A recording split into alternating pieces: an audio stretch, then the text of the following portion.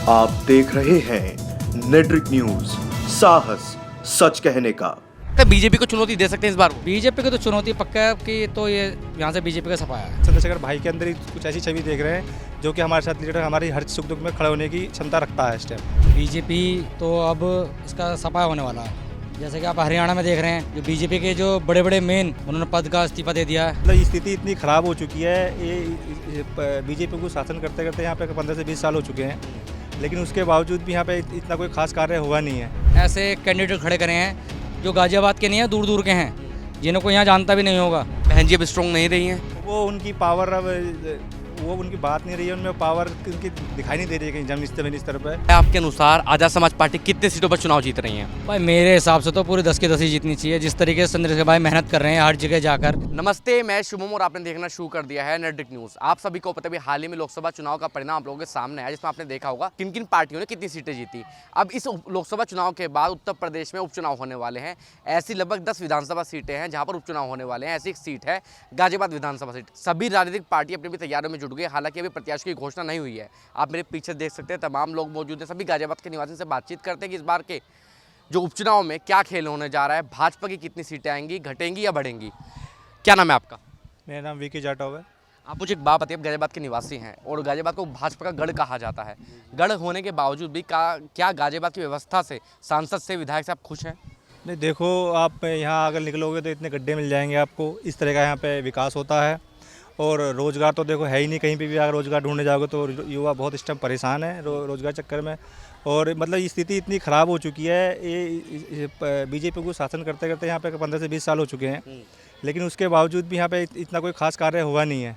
और जनता इस बार ये मूड में है कि किसी तरीके से भी बस इस सरकार को किसी तरह के यहाँ से उखाड़ कर फेंक दिया जाए, ताकि आने वाले टाइम में हम अपने भविष्य के बारे में अच्छे से अच्छे नेता को चुन सकें, ताकि हमारे क्षेत्र का, आसपास के लोगों का काम हो सके अच्छी तरीके से। जैसे उपचुनाव होने वाले हैं गाजियाबाद में, उपचुनाव आपके सांसद अतुल गर्ग साहब, कभी देखा उन्हें, कभी दिखाई दिए? नहीं, ये तो अतुल गर्ग जो अब बने हैं वो इस वजह से बने हैं ताकि भाई ये सरकार इनकी चल रही है, ऊपर सरकार इनकी चल रही है। दूसरी बात ये चेहरा वो उन्हें वोट नहीं दी गई है, वोट पार्टी को दी गई है, इस वजह से यहाँ पे वो जीते हैं। नहीं तो उनका कोई जानता भी नहीं है। खुद का परिचय नहीं है उनका? हाँ, कोई उनका यहाँ पे इस टाइम कोई इतना इनका खास उनका यहाँ पे नहीं है। बीजेपी पार्टी की वजह से वो जीते हैं केवल।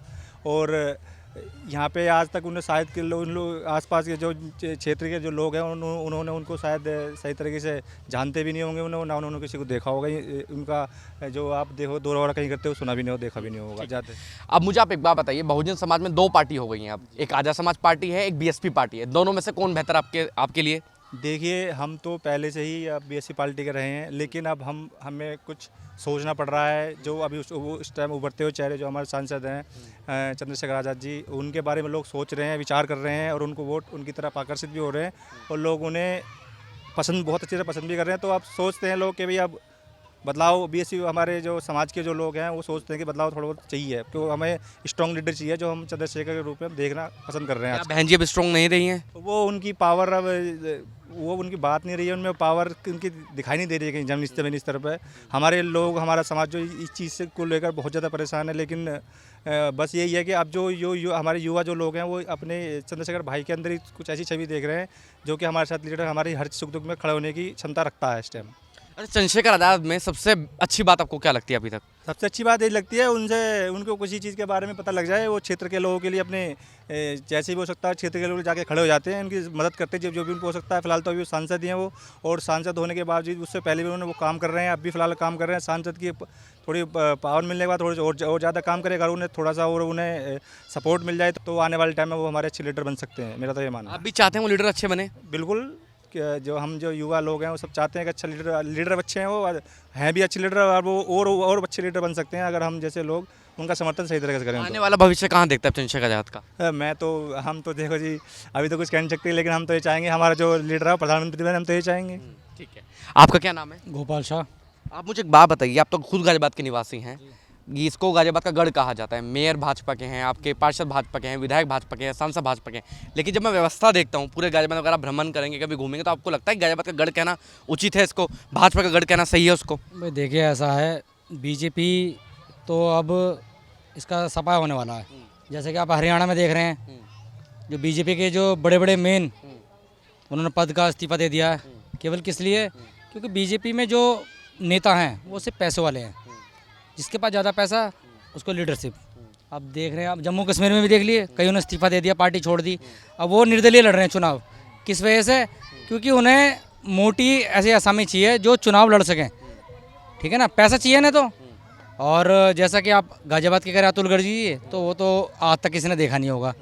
क्यों नहीं देखा? कोई बनियों की सरकार है, तो बनिए तो केवल कहाँ से बने? गाजियाबाद में जो छोटे मोटे एरिया हैं वहाँ तो अतुल गर्ग जी नाम तो छोड़ो, देखा भी नहीं होगा किसी ने। आपने भी नहीं देखा आज तक जब विधायक थे कभी? मैंने भी नहीं देखा आज तक। सड़कों पे घूमने वाले नेता नहीं है। सड़कों पे घूमने वाले नेता तो वो होते हैं जो सबके लिए आगे बढ़ सकें, जैसे कि चंद्रशेखर भाई हैं।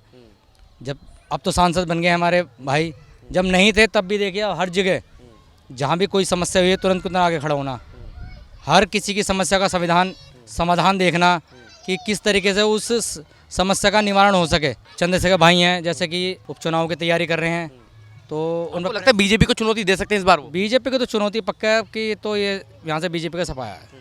और बीएसपी को चुनौती दे पाएंगे नहीं दे पाएंगे? बीएसपी का तो देखो आप खुद ही समझ रहे हैं कि बहन जी का भी कल ही परसों में भी एक वो भी आया है कि उसमें उन्होंने ऐसे कैंडिडेट खड़े करे हैं जो गाजियाबाद के नहीं हैं, दूर दूर के हैं, जिन्हें कोई यहाँ जानता भी नहीं होगा, उन्हें खड़ा के प्रत्याशी पता आपको कौन है? गाजियाबाद हमारे किसके? बीएसपी के। बीएसपी के तो ये आपका मुझे लगा नोएडा के बताए गए हैं, कोई रवि गौतम जी। हाँ जी, हाँ जी, ये भी बाहर के प्रत्याशी हो गए। हाँ तो नोएडा के हैं, तो उनको जब किसी का चेहरा ही नहीं तो उन्हें यहाँ चुनाव लड़ा जा रहा, किस पर्पज पर? कि पैसों की पार्टी होगी, तो इस वजह से लड़ाया जा रहा है। पैसा लेकर वो टिकट लाए हैं। बिल्कुल बिल्कुल लाए होंगे, तभी तो जो नोएडा का यहाँ पे चुनाव लड़ने का उसका क्या मतलब है? जब समाज तो आदमी उसको देखेगा ना जो समाज के यहाँ का होगा, चाहे वो सर्व समाज हो, तो चुनाव तो वही लड़ सकता है जो यहाँ का समाज से जुड़ा हुआ होगा। 10 सीटों पर उपचुनाव है, आपके अनुसार आज़ाद समाज पार्टी कितने सीटों पर चुनाव जीत रही है? भाई मेरे हिसाब से तो पूरी 10 की 10 ही जीतनी चाहिए। जिस तरीके से चंद्रशेखर भाई मेहनत कर रहे हैं हर जगह जाकर, और जो कार्यकर्ता हैं, जैसे हम कार्यकर्ता हैं उनके, हम हर जगह मेहनत कर रहे हैं, तो भाई देखो 10 की 10 सीट नहीं जीतनी चाहिए, क्योंकि मेहनत का फल तो हर जगह दिखना चाहिए ना।